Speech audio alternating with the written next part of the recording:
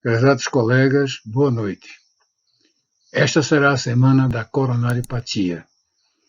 Vamos ver qual é o papel da ecocardiografia no diagnóstico da doença arterial coronariana e vamos analisar vários aspectos que estão assinalados no slide. Amanhã, Dr. Castilho vai abordar o estado atual do eco sob estresse, o uso de contraste de microbolhas para identificação de alterações segmentares e estudo da perfusão miocárdica, e em seguida mostrar o valor e aplicações da reserva de fluxo coronariano.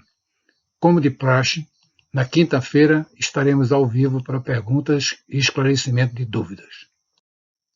A evolução e o prognóstico da DAC, doença arterial coronariana, depende, a princípio, de duas variáveis básicas, isto é, como está a circulação coronária e quais são as alterações anatômicas e funcionais que estão ocorrendo no coração.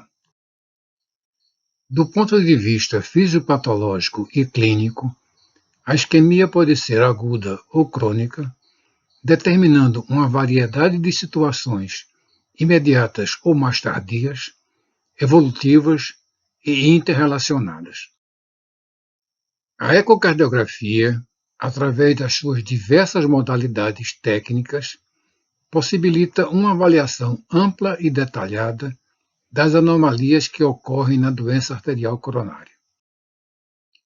A visualização direta de uma coronária permite a verificação da reserva de fluxo na área irrigada. Geralmente se aplica o dipridamol como estressor hiperêmico. A reserva de fluxo é a razão entre a velocidade diastólica máxima no pico do estresse e a velocidade diastólica basal. Quando a relação é menor que 2, a reserva da velocidade de fluxo está reduzida, como está no exemplo à direita acima, com relação de 1,5. Amanhã, o Dr. Castilho vai abordar esse assunto detalhadamente. Agora, vamos avaliar as anomalias da contratilidade miocárdica que ocorrem na doença isquêmica.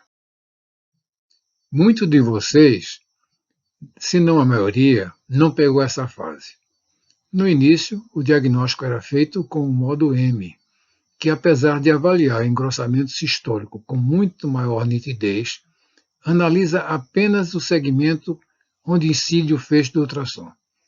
Nos exemplos, vemos à esquerda um infarto anteroseptal, já fibrosado, e à direita uma cinesia da parede inferior. O advento do eco bidimensional na década de 80 permitiu uma visão anatômica tomográfica do coração em tempo real.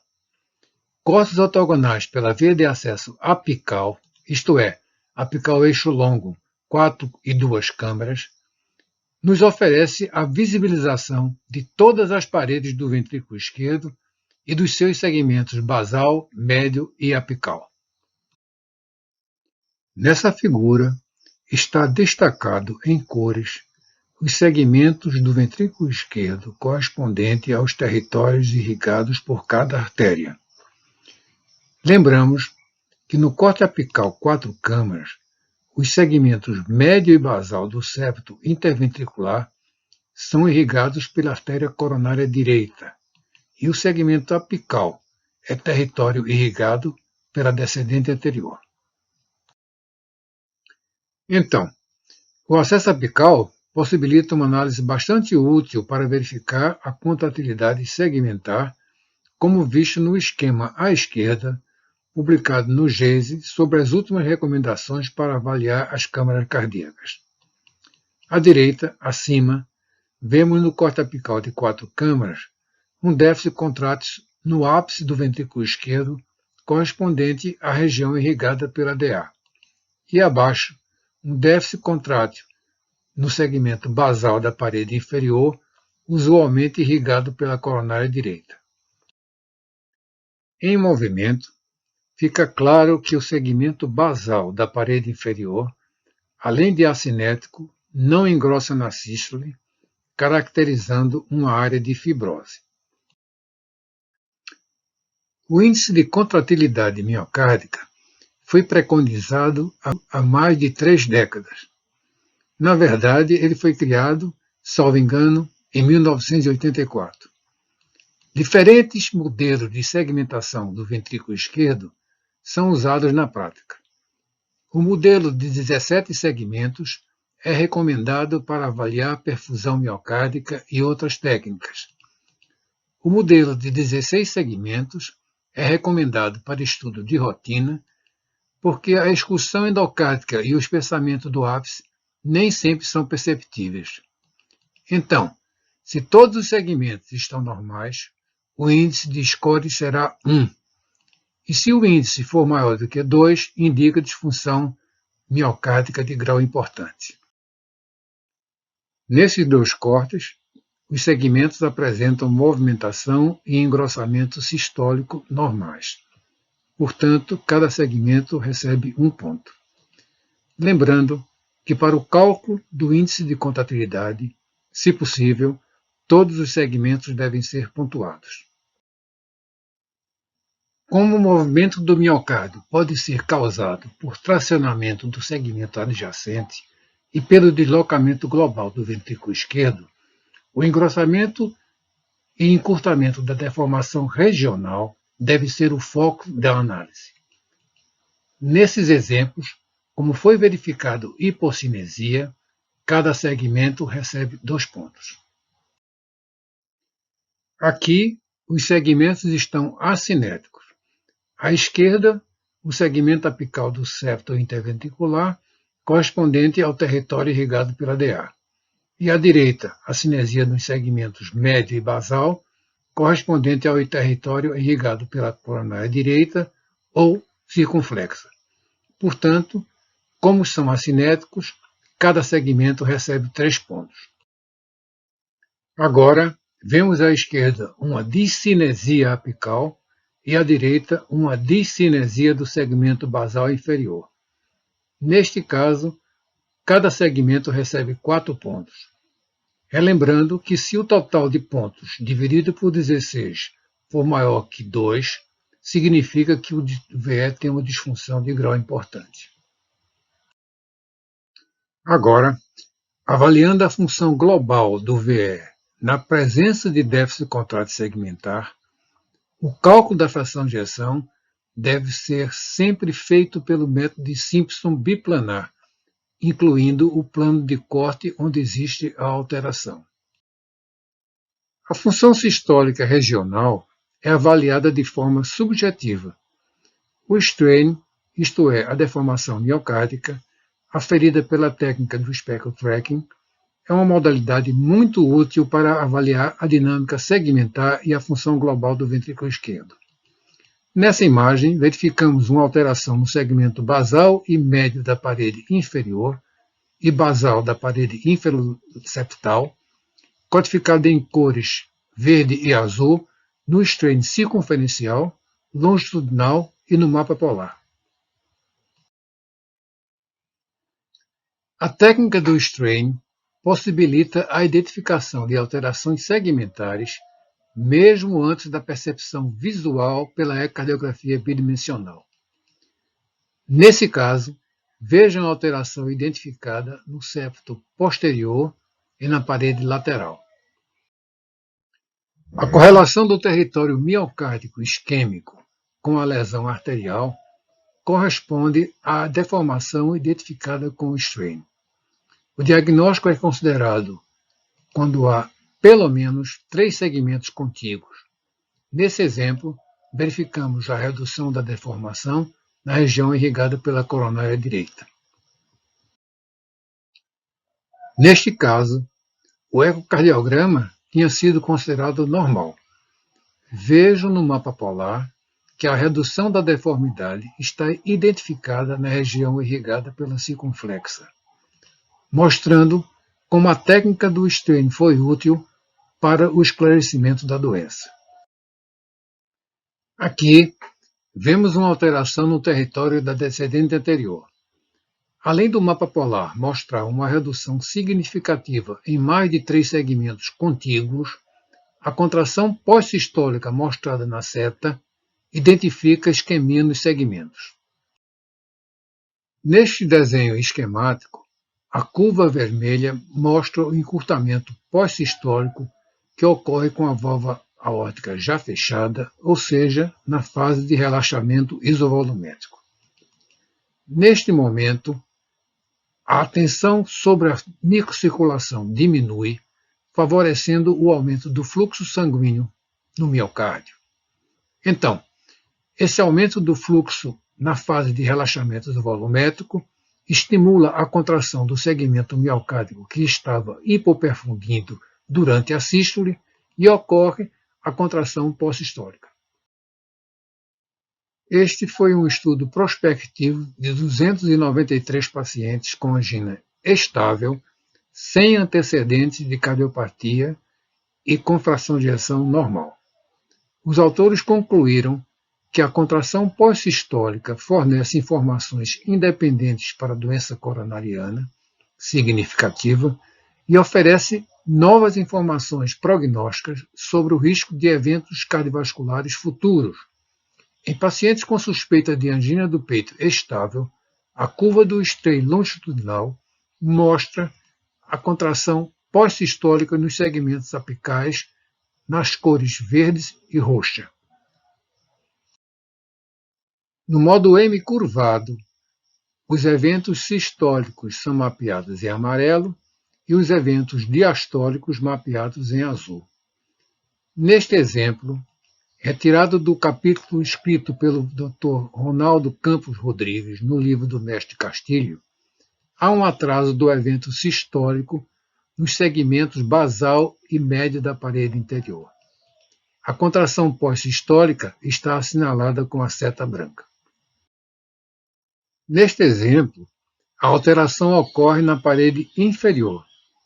Notem que o segmento basal não contrai na sístole, seta azul, mas sim na diástole, como assinalado na seta amarela. Aqui temos um exemplo de um mesmo paciente com lesão triarterial e com marcada redução do strain global durante o estresse com dobutamina. Vejam que o strain longitudinal global, que era de 14,7% no exame basal, foi para 9,1% no pico do estresse. Esse assunto vai ser abordado pelo nosso querido amigo Dr. Castilho, bem como o uso do contraste com microbolhas para melhor identificação do endocárdio e para o estudo da perfusão miocárdica também será abordado pelo Dr. Castilho.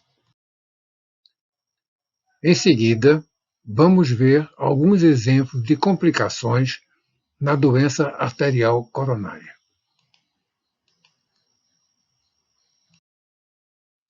A CIV ocorre na zona de transição entre a área infartada e o miocárdio preservado.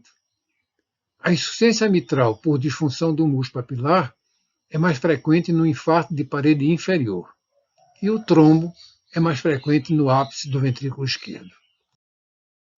Aqui temos um infarto anterocépto apical, 12 horas após o início da dor, num homem de 64 anos com sinais de baixo débito, extracístoles frequentes e estertores crepitantes nas bases pulmonares.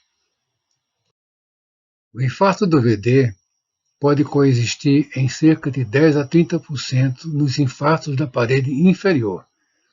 Ocorre dilatação na câmara, hipocinesia difusa e alteração do ECG em percordiais direitas.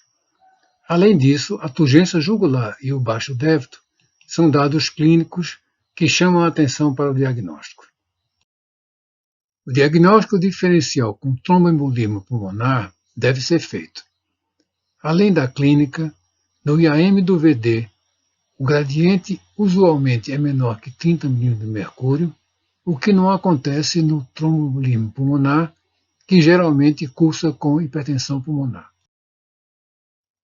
As setas aqui mostram um pequeno derrame pericárdico no curso de um grande infarto anterocépto apical que evoluiu para pericardite após cerca de 3 semanas. É o que caracteriza a síndrome de Dressler. Vejam o grave caso dessa paciente com 64 anos de idade, em choque cardiogênico, com supradesnivelamento do segmento ST em toda a parede anteroseptal, que resultou numa CV pós-infarto por ruptura de um segmento apical do septo. Aqui está o eletrocardiograma da paciente.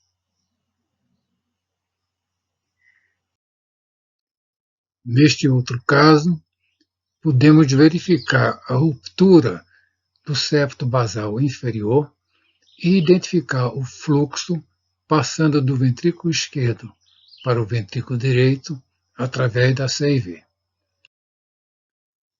O pseudoaneurisma do ventrículo esquerdo é uma complicação mecânica rara no infarto agudo do miocárdio.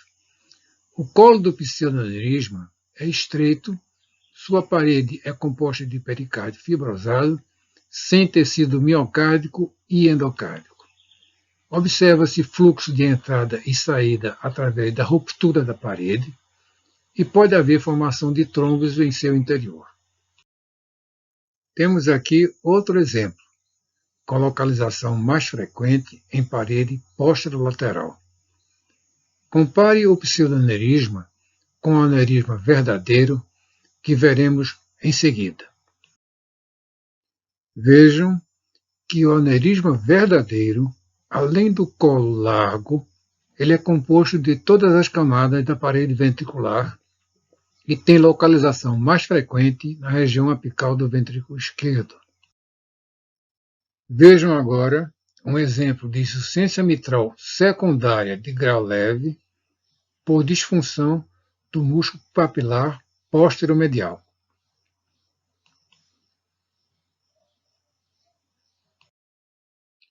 Temos aqui outro exemplo de insuficiência mitral secundária.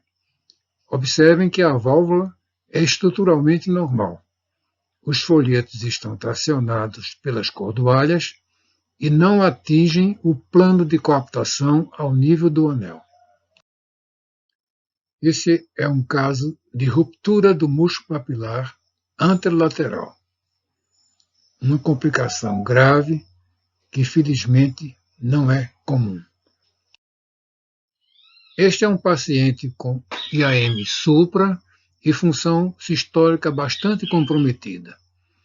Notem a imagem ecogênica que atapeta o ápice do VE e evidencia um trombo céssio com densidade semelhante à do miocárdio subjacente.